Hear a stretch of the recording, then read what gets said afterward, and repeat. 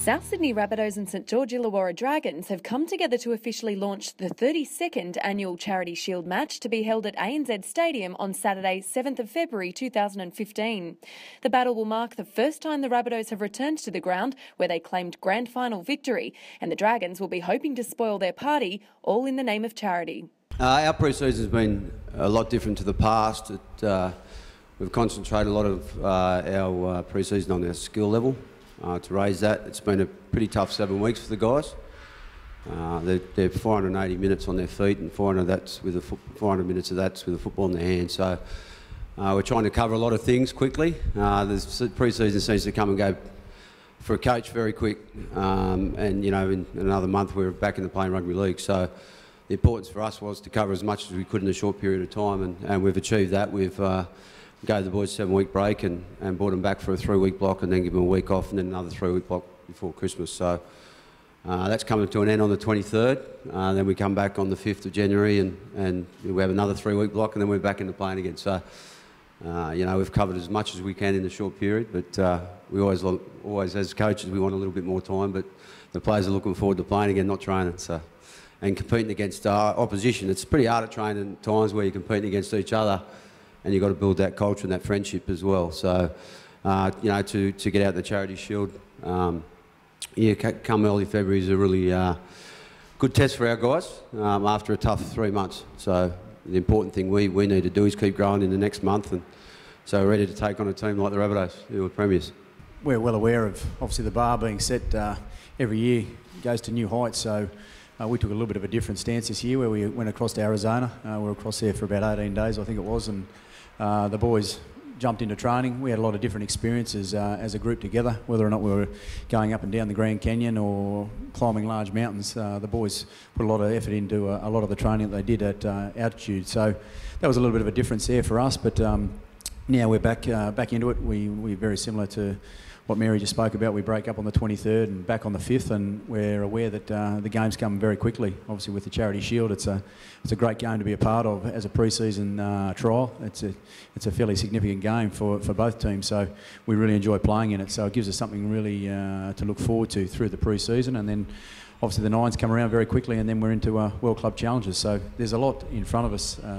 So the training at the moment is obviously fairly tough, like all teams, but the boys have been gelling together, and obviously people like Timmy Grant and Glenn Stewart coming to the club bring a little bit of a difference from their experiences, and you know, really looking forward to growing with those two players inside our squad.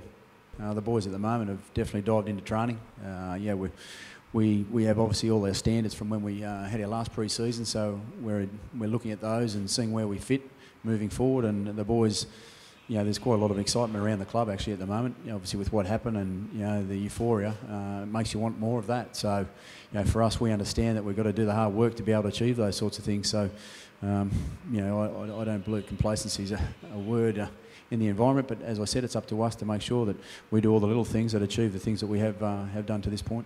Even though I was involved in the staff last year, you don't do everything your own way when you're assistant coach. You do things, you know, which was pushed in a little bit different direction, where this pre-season was driven by myself and my staff, but you get to do what you need to do. And for me, it's a really good start to us, how we finished last year. Even though we didn't make the finals, we strung some really good games together, and we just let ourselves down a little bit in a few areas, so we've been working really hard on that. You know, and the guys know me and what is expected from themselves, and that's a big thing. You know, getting thrown into that position in round 14 last year was a difficult one for the players and myself, because Steve and I were very good friends, and obviously the players have a relationship with their coach. So you know, to push forward to next year, you know, moving forward, it was really important for me to get that season finished and start again, and that's what we've done. We've really worked hard in this last, like I said before, that 7-week block.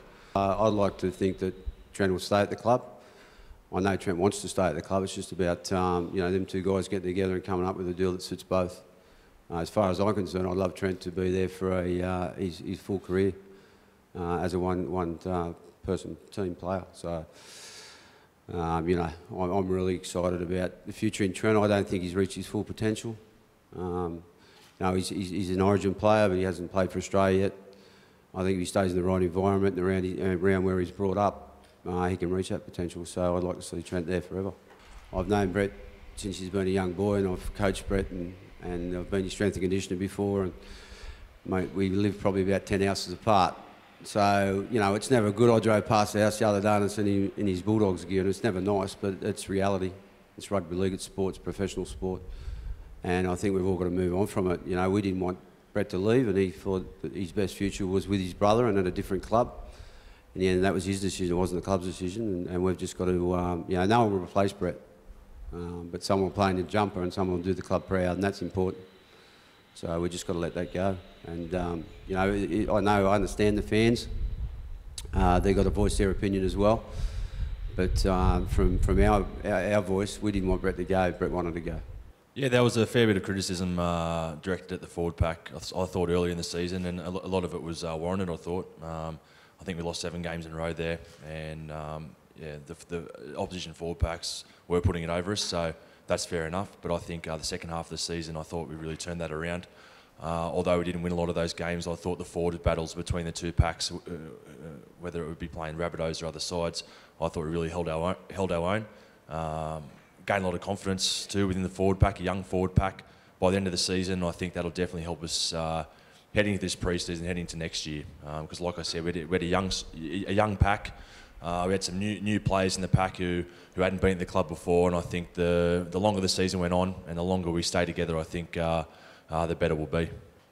Oh, I think we all know what Sam meant to the club, and obviously he's left a great legacy behind. But for us now, that sort of chapter's finished up, and you know, I've got Timmy Grant and Glenn Stewart coming in, and I've got a lot of young kids that we've gained into the squad. But I think the experience of a lot of our young boys that came through in this last 12 months is definitely going to take us forward. They're all very hungry, and I've got some great people, as I said, coming in. So, yeah, we all know what Sam meant to the club, but you know, I think, you know, like he himself, he wants the club to keep prospering and where we're going. So it's about moving forward, and we're looking forward to obviously what's in front of us. The young boys, you know, had a taste of what it's like to be at the big game and obviously achieve. So, you know, you want more and more of that. So it's about, you know, the hard work that we're doing right now that, you know, looks after the rest of it.